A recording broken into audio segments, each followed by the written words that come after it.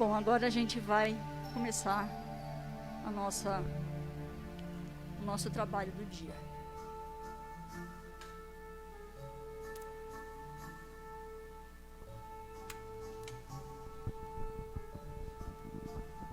Vamos nos tranquilizando, entrando em harmonia com o nosso Pai Criador e pedir que a Cláudia faça a prece inicial por nós.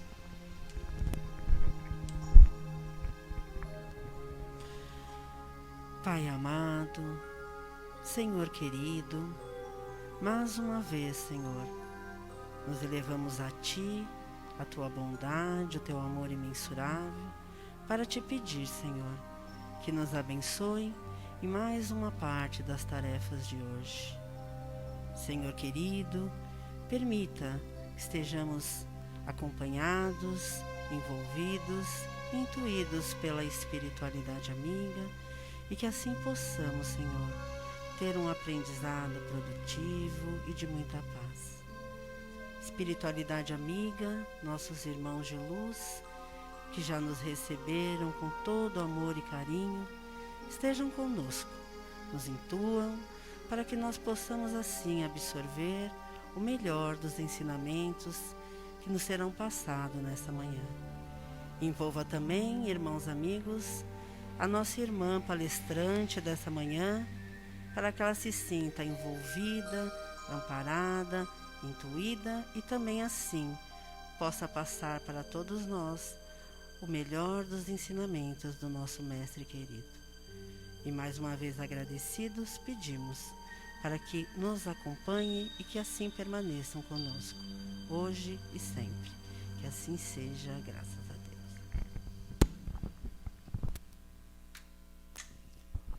Bom, antes de passar a palavra para a Luciana, fazer aquele convite que nós sempre fazíamos, para que quem ainda não faz o Evangelho no Lar, que passe a fazê-lo, né? O Evangelho no Lar é uma forma de nós levarmos harmonia para dentro das nossas casas, né? A gente deve escolher um dia por semana, sempre no mesmo horário, e naquele dia e naquele horário nos reunirmos, se possível com familiares, mas podemos fazê-lo sozinho inclusive, fazer uma prece de abertura, a leitura de um trecho do Evangelho, depois a leitura de um minuto de sabedoria, um comentário do Evangelho, se possível, a leitura de um livrinho de mensagens como um minuto de sabedoria, o sinal verde, uma prece de fluidificação, podemos colocar copos de água ou uma jarra com água na mesa para ser fluidificada, a prece de vibrações pedindo por tudo de bom no mundo para todas as pessoas, não é? E, por fim, uma prece para encerrar agradecendo pela realização do Evangelho. Caso reste alguma dúvida, pode perguntar para qualquer trabalhador como realizar o Evangelho. Eu não sei se a gente ainda tem o folhetinho aí no balcão, acho que não tem, nós recolhemos todos os folhetos, né? Mas pode conversar com o trabalhador, nós vamos ter imensa alegria em ajudar que vocês comecem a realizar o Evangelho no Lar. E se restar dúvidas ainda, existe a possibilidade de vocês participarem da sustentação que nós realizamos todos os dias antes de começarmos a palestra aqui, de domingo às 10 horas e de terça-feira às 19 horas. Os nossos dias de palestra, por enquanto, são domingos às 11h30 e terças-feiras às 20h30 em São Paulo e em Ferraz de Vasconcelos aos sábados às 11h30, mesmo horário do domingo. Então agora a gente vai passar a palavra para a Luciana, que vai trazer o tema A Exemplo de Pedro.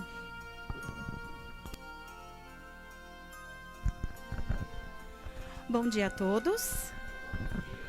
Eu vou dizer para vocês que eu fiquei grandemente emocionada sentadinha aqui. Uma alegria no meu coração de estar de volta, de a gente poder estar aqui.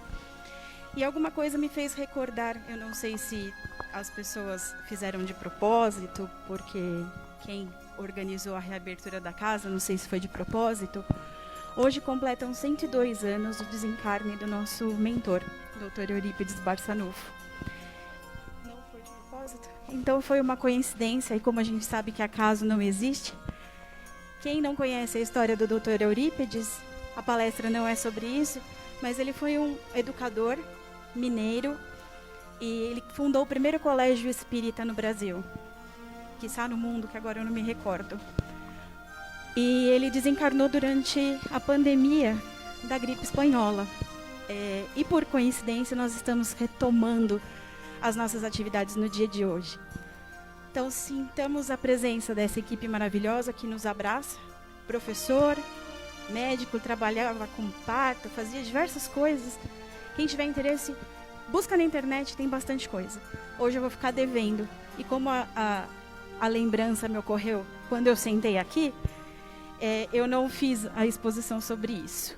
Mas vamos lá, vamos falar sobre Pedro, apóstolo de Jesus. Conta-se, e aí eu vou começar diferente a exposição hoje, no livro Trigo de Deus, de Amélia Rodrigues, psicografia de Divaldo Franco, que o ambiente na Galileia era completamente diferente naquela época. Luzes, vibração de amor, positivismo. E Pedro vivia na cidade de Betsaida, na região costeira de Cafarnaum, região praiana, vamos dizer assim, e ele era pescador. E vivia próximo a um grande mercado. Neste mercado, muito movimento, todas as histórias, todas as fofocas da época chegavam ali primeiro. E um belo dia, Pedro é pego pelas histórias que estão sendo ditas de um novo profeta. Amália Rodrigues diz que Pedro era um homem muito responsável, muito determinado, muito trabalhador. E ele, neste ímpeto de ouvir essa história de um novo profeta, o seu primeiro pensamento foi: mais um para enganar o povo. Mais um que diz coisas e o povo acredita, porque as pessoas querem e desejam que os seus problemas sejam resolvidos sem que elas tenham trabalho. Então, Pedro, num primeiro momento, se sentiu revoltadíssimo com a ideia de um novo profeta. Ficou sabendo que no sábado próximo, este profeta faria uma palestra, falaria para o povo em Cafarnaum. E ele disse que ele não iria. Imagina, não vou a coisa nenhuma, não vou, bateu o pé e disse que não ia. Sábado de manhã, muito cedo, por volta de 3 da madrugada, ele acorda e um ímpeto o tira da cama e ele vai até onde está marcada a presença do nosso... Eles estão fazendo gestos e eu não estava entendendo que era comigo, tá bom, gente? Voltando, então, Pedro levantou 3 horas da manhã e foi lá onde estava marcada a palestra.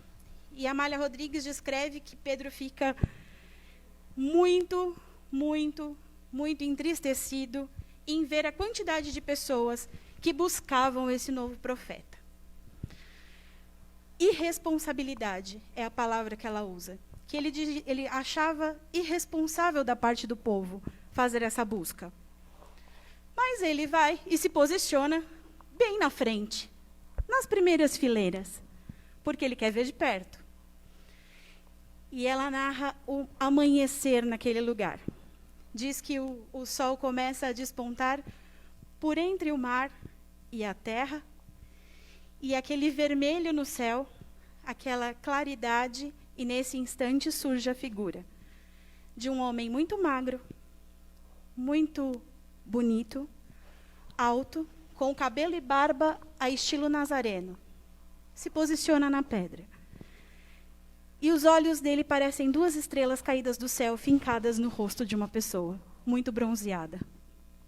E ele começa a falar. E eu vou pedir permissão para vocês para ler aqui nas minhas anotações o que foi que ele disse. Vamos lá. A hora é esta para a grande revolução pelo reino de Deus. Enquanto no mundo a criatura somente experimenta aflições porque tudo a quanto se aferra é efêmero, são passageiros os prazeres, o poder, a fortuna, a saúde, o próprio corpo. Essa ilusão de gozo é a geradora dos sofrimentos, em razão da transitoriedade dele e de como passam todas as coisas.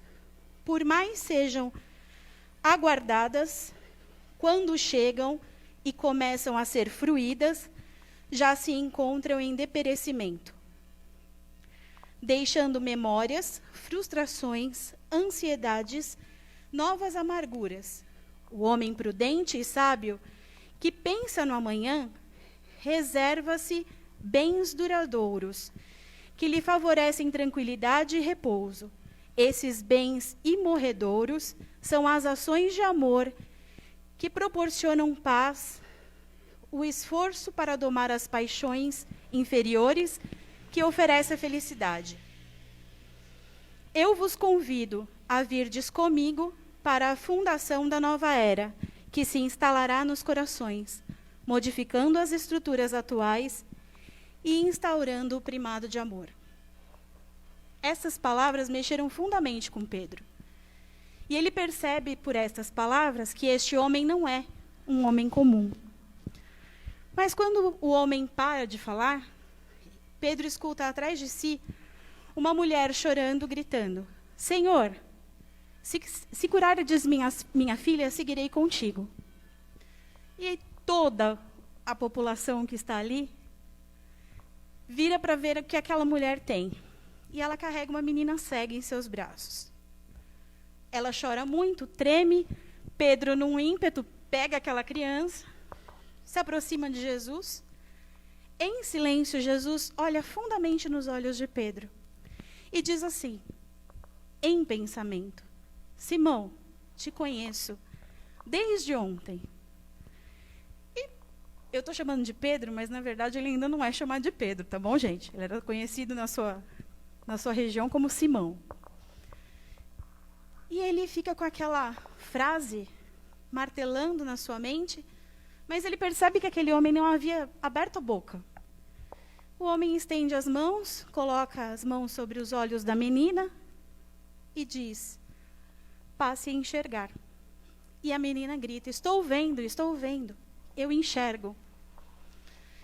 E Jesus desce os braços e a manga de sua túnica bate no peito de Pedro.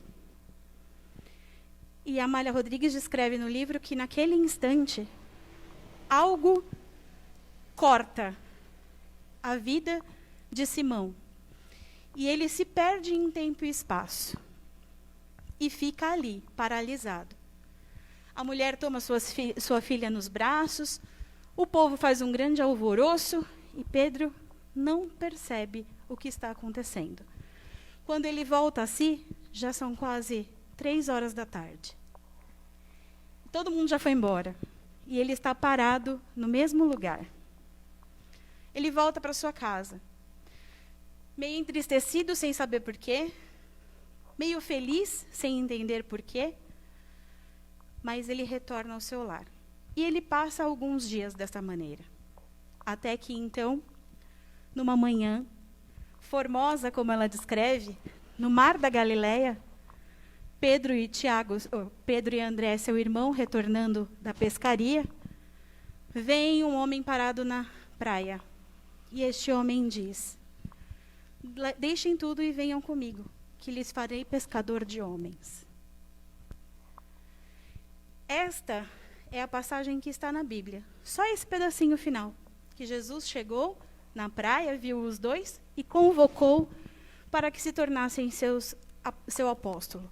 Foram os 2 primeiros, Pedro, Simão e André. E depois deles vieram os outros 10 apóstolos, que eu ia ler para vocês. Mas como eu precisei tirar o óculos e está muito pequenininho, eu vou deixar para uma próxima, tá bom? Mas vamos lá, vamos ver se eu consigo lembrar de cor. Pedro, André, Tiago e João, que eram irmãos também. Filipe, Bartolomeu, Tomé, Mateus, que era cobrador de impostos. Tiago Maior, filho de Alfeu. Tá dando para ler, gente. Tadeu, Simão o Zelote e Judas Iscariotes. Dos 12, 10 eram pescadores. 2, Mateus, cobrador de impostos, e Judas Iscariotes, comerciante. Então, esse foi o séquito de Jesus que veio implantar o reino de Deus na terra. Bom, agora, como a palestra, a exposição chama exemplo de Pedro, qual o exemplo que nós temos aí de Simão para a nossa vida? Quantas vezes nós já nos sentimos tocados por algum sentimento que nos deixa entristecidos e, ao mesmo tempo, alegres, por algo que descobrimos que podemos fazer, que podemos ser, um lugar onde podemos estar? Quantas vezes nós ouvimos em nosso pensamento a mensagem: filho, eu te conheço desde ontem. E quantas vezes nós acordamos de manhã e temos certeza que aquele dia foi um chamado. Segue-me, que te farei pescador de almas, pescador de homens. Muitas vezes a mensagem não vem com essas palavras, mas a gente levanta da nossa cama e faz assim: nossa, hoje parece que vai ser um dia diferente, parece que vai ser um dia especial. E aí, quando a gente sai na rua, a primeira coisa que a gente encontra é uma pessoa caída na calçada da nossa casa. Ou então, no metrô, uma pessoa desesperada porque foi assaltada e está sem dinheiro para ir para onde quer que queira ir, ou precise ir. Quantas vezes a gente recebe logo cedo a mensagem de um amigo: nossa, minha mãe está internada, ou meu primo desencarnou. E naquele momento, nós podemos ser pescadores de almas, pescadores de homens. Porque podemos dar uma palavra amiga, podemos seguir o exemplo de Jesus, que hoje não mais se faz presente na figura de Jesus junto de nós, mas se faz presente em cada ensinamento do Evangelho. Bem-aventurados os aflitos, bem-aventurados aqueles que têm boa vontade. A caridade acima de tudo, a bandeira, né, do Espiritismo. Fora da caridade não há salvação. São estas situações que nos chamam a todo momento. Não mais Jesus encarnado, mas os seus ensinamentos deixados na Bíblia. Mas aí, nós temos... Eu estou abaixando o microfone, né, gente? Desculpa. Nós temos, relatados na Bíblia, muitas passagens de Pedro, já como apóstolo de Jesus. Nós temos a situação em que ele está no barco, e Jesus vem andando sobre as águas, e ele decide que quer fazer a mesma coisa. Parece fútil, se não infantil, mas ele decide que quer fazer aquilo e vai, porque Jesus permite. E no momento em que ele começa a andar sobre as águas, ele desacredita e afunda. Essa é uma passagem que muita gente ri, sorri ao ouvir sobre ela. Mas aí nós temos o exemplo de nós mesmos novamente. Quantas vezes nós temos tudo à nossa mão, tudo ao nosso redor, que nos mostra que podemos fazer, e por falta de fé nós deixamos de fazer. Nós não fazemos. Nos recusamos a fazer. Ou simplesmente nem lembramos que aquela atividade existe. É sempre bom falar da nossa casa espírita, né? Aqui sempre teve muito trabalho, muita necessidade de trabalhador. E quantas vezes nós fomos chamados aqui no salão de palestra: olha, precisamos de alguém para ficar na lanchonete, ou alguém para ficar na evangelização. E qual é a resposta que nós damos? Eu não posso, eu não sei o que fazer. E nós nos tornamos Pedro, mais uma vez, pela falta da nossa fé em coragem em fazer alguma coisa. Parece um puxão de orelha, mas é só uma lembrança. Hoje, nós estamos em um número reduzido, não temos tantas atividades, mas no que é que eu posso ajudar? O que é que eu posso fazer? Há um tempo atrás, eu estava conversando com os meus amigos do coral, e eu disse que eu estava me sentindo a pessoa menos produtiva do universo. Trabalho em 2 escolas, dou aula online de manhã, de tarde e de noite. faço coral, faço curso, mas eu estava me sentindo a pessoa mais inútil desse momento de pandemia. A gente faz as exposições online, ajuda os amigos e tudo mais, mas aquilo não parecia o suficiente. O que é isso? É a falta desse trabalho presencial, que a gente sente falta. O passe, vir aqui, canta, conversa com as pessoas, isso faz falta. E quando a gente domina esse trabalho, quando a gente passa a fazer de todo o coração, isso não é mais um trabalho, é parte da nossa vida. Assim aconteceu com Pedro. E uma coisa interessante é que durante a minha pesquisa, eu fui procurar relatos que estão na Bíblia, ou não estão na Bíblia, contados pela espiritualidade. E nós temos um amigo muito querido na espiritualidade, amigo porque eu já me tornei íntima de tantas coisas que eu li, né? Humberto de Campos, ou o Irmão X. Em todos os livros dele, tem uma história interessante de Pedro. Em todos. A primeira história interessante de Pedro que eu vou relatar para vocês de um dos livros do Humberto de Campos, eu coloquei bem grande aqui, ó, para eu poder enxergar, tá bom, gente? É o livro Pontos e Contos, Irmão X, Psicografia de Chico Xavier. E lá tem uma história que chama Adversário Invisível. Nessa história, Pedro não está sozinho. Pedro, Tiago Maior, Bartolomeu e Filipe. Eles tinham saído a mando de Jesus para discursar sobre a Boa Nova, para contar sobre a Boa Nova. E eles retornam para conversar com Jesus. Pedro, que é sempre o mais afoito, é aquele que tem sempre a vontade de falar primeiro, né? Chega e já faz para Jesus assim: Senhor, hoje me deparei com uma situação incrível. Encontrei um capataz surrando 3 mulheres seminuas em frente aos seus filhos. O meu ímpeto foi de parar aquele homem. Tive vontade de chegar lá e dizer para ele que não é assim que se corrige alguém, que não é dessa forma. Mas não fiz. Porque vai que esse capataz se volta contra todos nós. Na sequência, Tiago vira para Jesus e diz assim: Ai, Senhor, comigo não foi diferente. Eu estava vindo no caminho e ouvi nos arbustos alguém gritando, de dor. Quando me aproximei, era um homem, o mais temido dos ladrões da região. Ele estava ferido. Meu ímpeto foi de ajudá-lo, mas não fiz. Porque se chegasse alguém e me visse junto com aquele ladrão? Na sequência, Bartolomeu, que diz que encontrou uma mulher com uma criança que se dizia viúva e estava muito triste, precisando de conselho. Bartolomeu diz assim: pensei em dar o braço a ela, mas não fiz.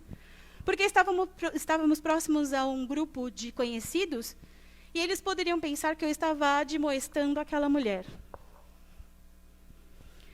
Filipe: Ah, Senhor, eu encontrei no caminho um grupo de 30 pessoas que pediram que eu falasse sobre a Boa Nova e desse bons exemplos de conduta. O que eu poderia fazer para melhorar a vida delas? Lembrei que sou muito imperfeito e não fiz. E Jesus está em silêncio, olhando a paisagem, tranquilamente. A gente sabe que ele vivia em oração.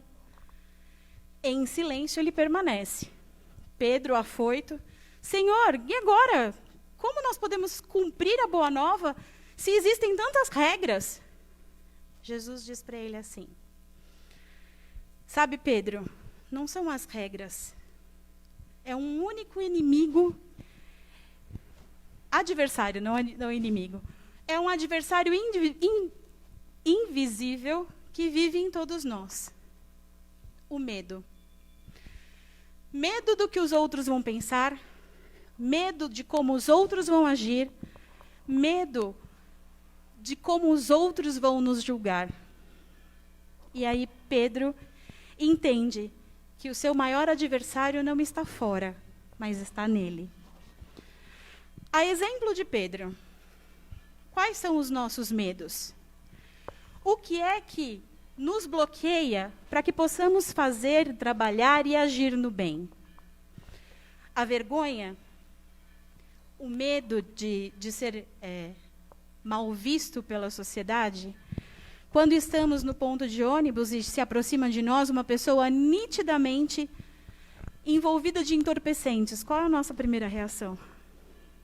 Provavelmente abaixar a cabeça e atravessar a rua, mesmo que aquele seja o nosso ponto. Nós fugimos da nossa responsabilidade. Quantas vezes nós recebemos o chamado de um amigo por telefone ou no WhatsApp, né, que hoje é muito utilizado, e as pessoas nos chamam para fazer algo e nós pensamos, o que é que vão pensar de mim se me virem fazendo isso? Quantas vezes deixamos de conversar com alguém porque não, dizem que ele é ladrão, dizem que ele é... E o nosso medo nos interrompe de fazer o bem. São lições fortes, exemplos fortes. E Amélia Rodrigues diz no livro, que eu ainda não mostrei para vocês, esse aqui também é lindíssimo. Vivendo com Jesus, no capítulo 17. Ele chama... Deixa eu pegar aqui. A dubialidade de Pedro. E ele vai mostrar aqui nesse capítulo que Pedro é uma pessoa que tem sempre duas opiniões, duas formas de agir. Uma muito infantil, outra muito severa. Uma muito presente, outra muito alheia ao que está acontecendo. Mas assim, nós vamos vivendo a nossa vida. E Amélia Rodrigues diz que essa dualidade de Pedro acontece em todas as pessoas que estão no mundo. Todos aqueles que conhecem Jesus e querem praticar, vivenciam exatamente as dificuldades que Pedro demonstrou em sua vida. Tem uma outra história de Pedro que parece bem interessante. Ele estava numa cidade junto com Jesus, numa casa de Joadab, se eu não me engano, o nome do morador daquela casa, porque era um nome difícil e eu não consegui decorar, tá, gente? E eles estavam naquela casa e Jesus é chamado por um mensageiro para ir socorrer alguém que está passando muito mal. Só que quando Jesus chega na porta, ele encontra 4 publicanos que olham para Jesus e falam assim: Senhor, ouvimos falar da Boa Nova e estamos aqui para que possamos conversar diretamente contigo. Jesus pede calma, olha para Pedro e diz assim: Pedro, converse com estes irmãos com caridade e verdade. Faça as lições necessárias. Pede licença e se retira do ambiente porque ele está sendo chamado. Pedro olha para os 4 e ele conhece as 4 pessoas que estão ali.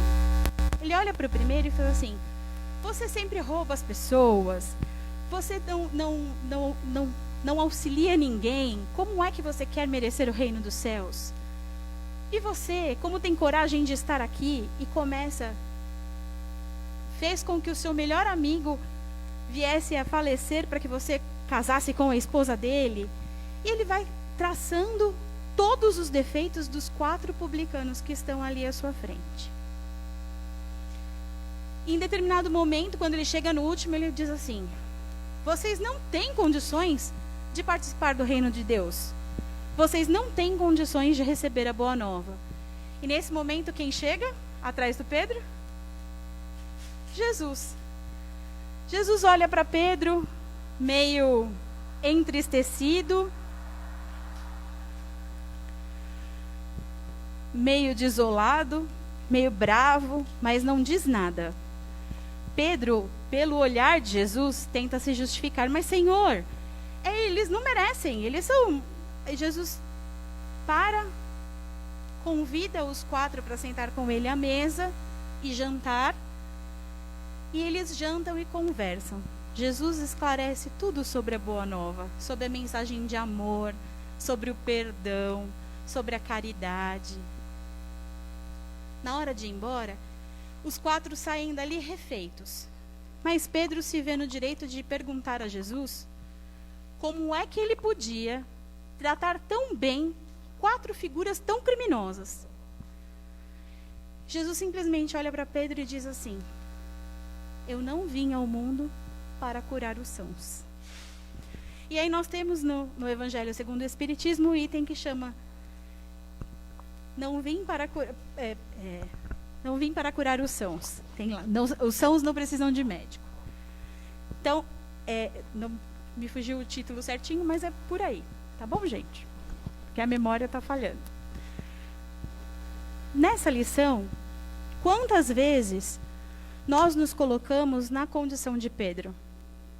Primeiro, apontar o dedo e dizer para as pessoas tudo o que elas têm de ruim. E aí nós vamos lembrar que quem nos procura para ser auxiliado, nos procura porque está pedindo um momento de transformação. Se eles estavam buscando os ensinamentos, e aí é o que normalmente a gente fala da caridade material, né? Quando a gente transfere aquele valor para uma pessoa de forma caridosa, o nosso papel nós fizemos. Nós demos de coração para que ela fizesse algo bom. Se ela fizer algo ruim, a culpa é de quem?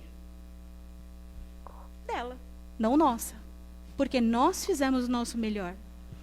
Pedro, naquele momento, deveria simplesmente ter feito o que Jesus disse: acolher com verdade, mas não usando a verdade como arma de ataque, usando a verdade da palavra, a verdade que havia aprendido com Jesus, para poder desenvolver naquelas pessoas um sentimento melhor.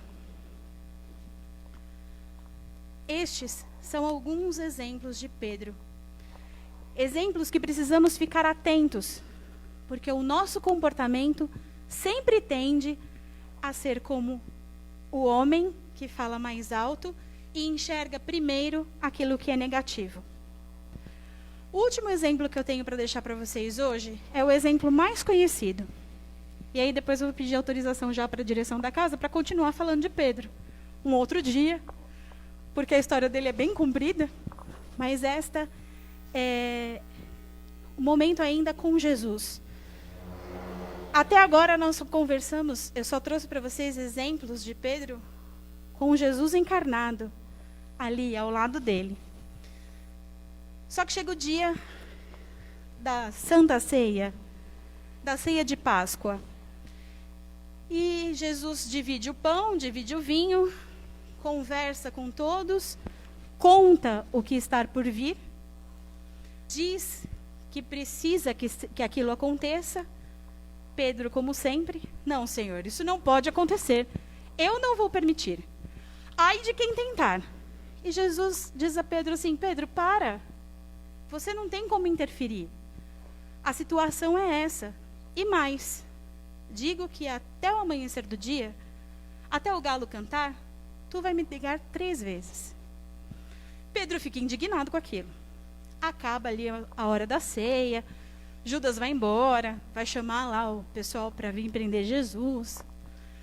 Tem ali a discussão entre os soldados, os apóstolos. Jesus é preso, é levado ao sinédrio, é surrado, é levado a Pilatos, é surrado, não consegue fugir da crucificação.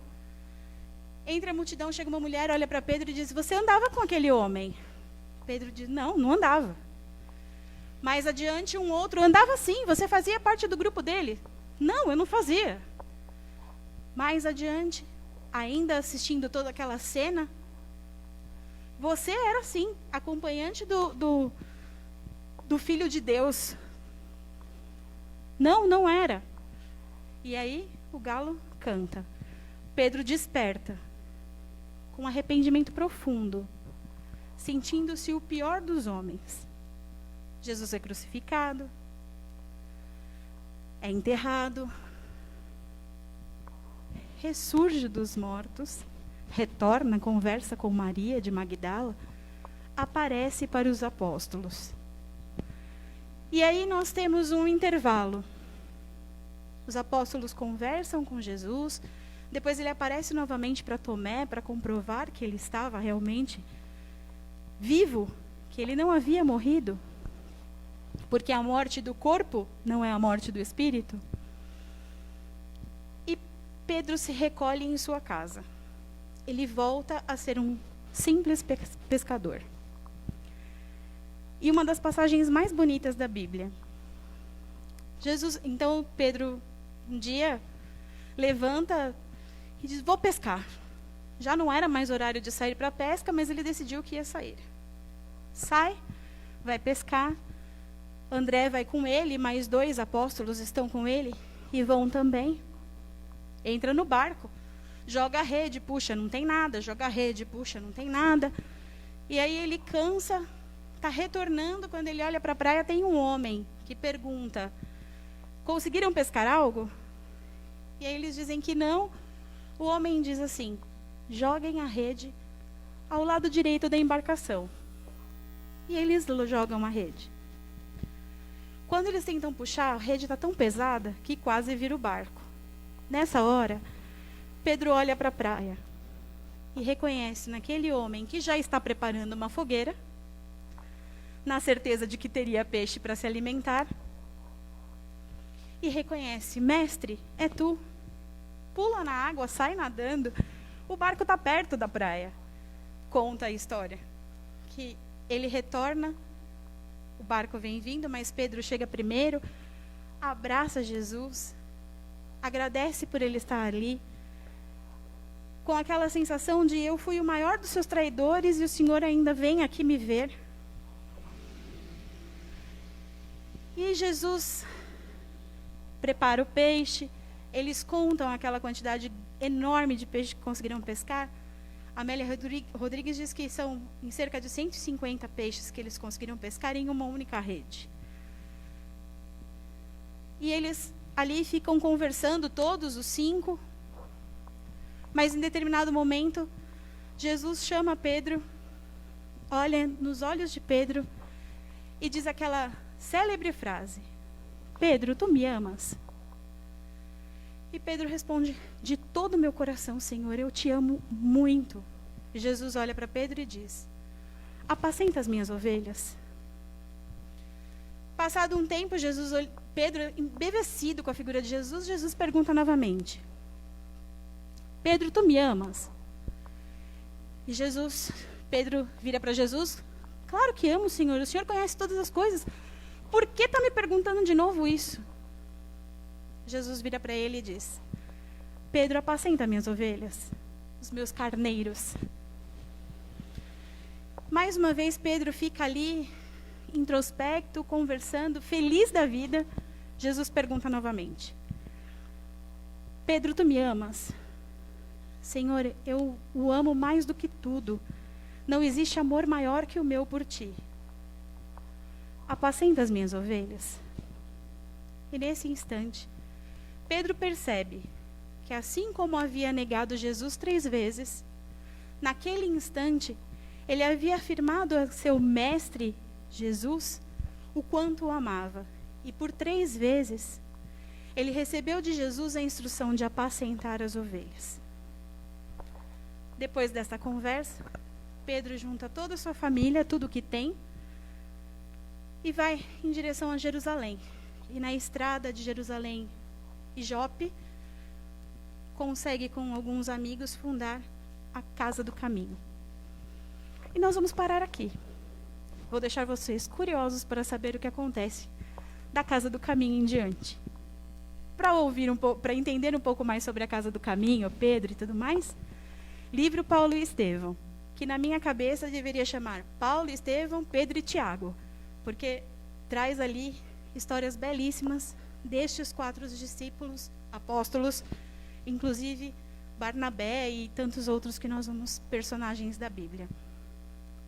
E por que eu deixei essa última história e encerrar com ela?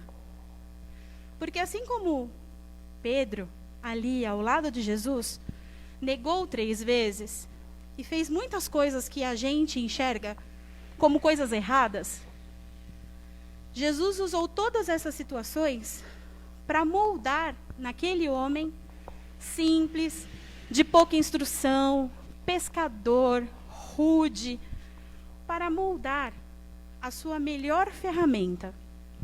Aquele que mais para frente nós vamos ver que não é o pai da igreja, mas é o pai de todos aqueles cristãos naquele momento. Aquela figura forte, precisa, que consegue ter uma palavra amiga, contar as histórias de Jesus. O mais velho de todos os apóstolos, mas que recebeu o chamado como uma criança. E fez da sua vida algo melhor. E se nós somos chamados todos os dias, por que é que nós também não podemos fazer? Eu estou desempregado, eu estou doente, minha família não me aceita, eu tenho dificuldades. Ótimo. Vamos enxergar tudo isso como o molde para acertar e aparar aquelas arestas que nós ainda não conseguimos aparar sozinhos. Está tão difícil esse momento de ficar isolado, de ficar sozinho. Ótimo. Vamos aprender a enxergar o que existe de bom em nós. E este é o maior dos exemplos. Pedro era rude, era rígido, austero, pouco instruído, mas nas mãos de Jesus, ele se tornou uma massa de modelar e foi modelado. Assim como todos nós podemos ser. Diante de todas as dificuldades que podemos enfrentar, nós temos que ter a força de reerguer e dizer: se eu estou passando por isso, é para me melhorar. E entender que essa melhora não é do jeito que eu quero, mas do jeito que eu preciso. Para encerrar essa conversa, eu trouxe uma música, como sempre, né? Deixa eu destravar aqui. Da dupla Tim e Vanessa. Que quem acompanhou as lives pela internet, pessoal do Facebook, viu que parece que eu estou apaixonada nessa dupla, porque eles têm música para tudo. E essa música se chama Pedro. Então eu vou colocar, se quiser apagar a luz, para a gente refletir um pouquinho sobre essa letra e ela servir para a gente se conectar e buscar em nós essa força de Pedro.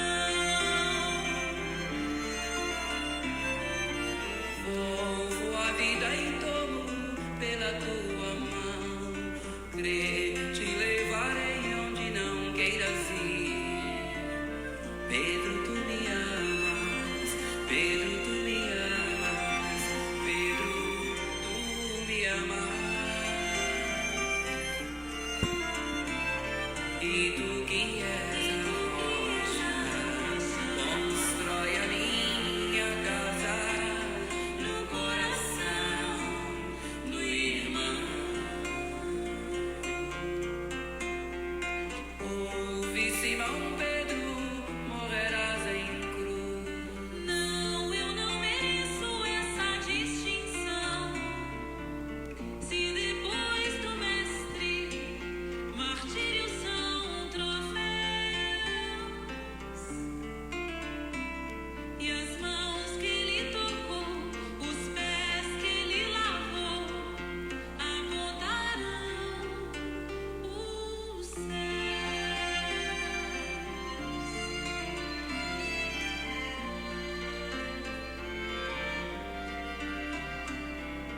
Volvo a vida e tomo pela tua mão. Crê, te levarei onde não queiras ir. Pedro, tu me amas. Pedro, tu me amas. Pedro, tu me amas. E tu que és a rocha, constrói a minha casa no coração do irmão. Ouve, Simão Pedro, morrerás em cruz. Não, eu não mereço essa distinção. Se depois do mestre, martírios são troféus, e as mãos que ele tocou, os pés que ele lavou, apontarão os Sei céus. que eu te farei um pescador de homens, se perseverares serás servas eternas. Vem que eu te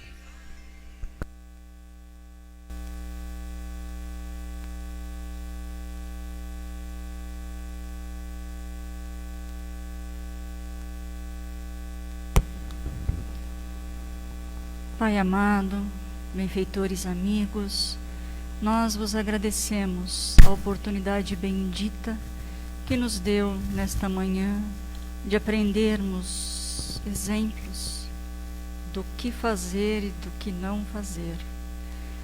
E agora vamos nos direcionando para o encerramento das atividades desta manhã, acompanhando a fluidificação das águas com a Beatriz e, na sequência, vibrações e prece final com a Ivete.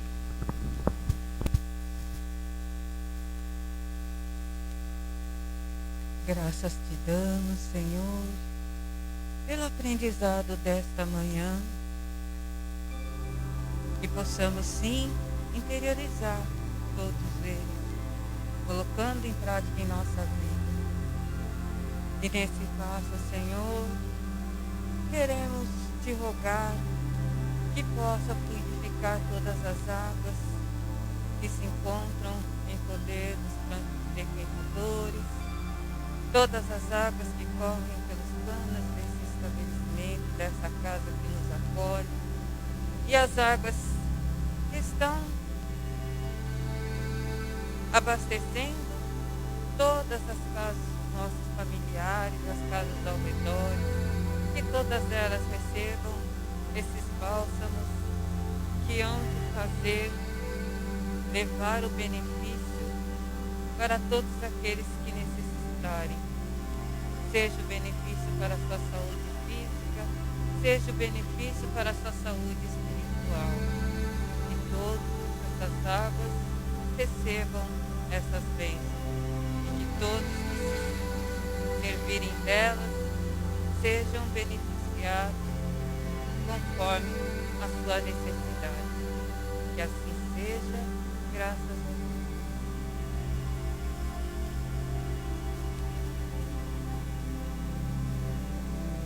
Que possamos também, Senhor, fazer as nossas reflexões silenciosas sobre tudo que aqui ouvimos.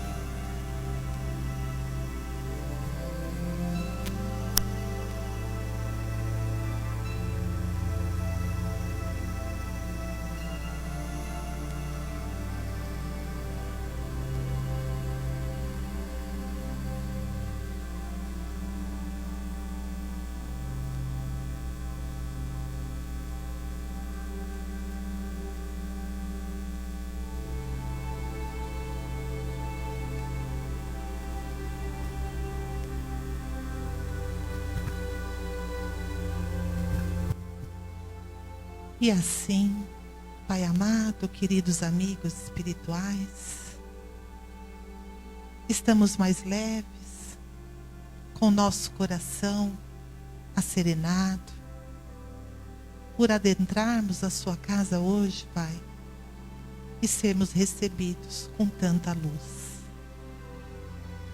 Que essa alegria que nos envolve, esse bem-estar físico e espiritual, possamos doar agora com toda boa vontade.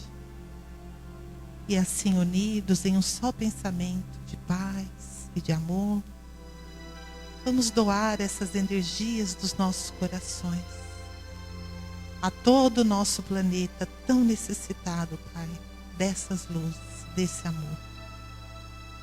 Vibramos que essas energias amorosas adentre a todos os lares, conforte a todas as famílias, trazendo esperança, saúde e harmonia a todos os nossos irmãos.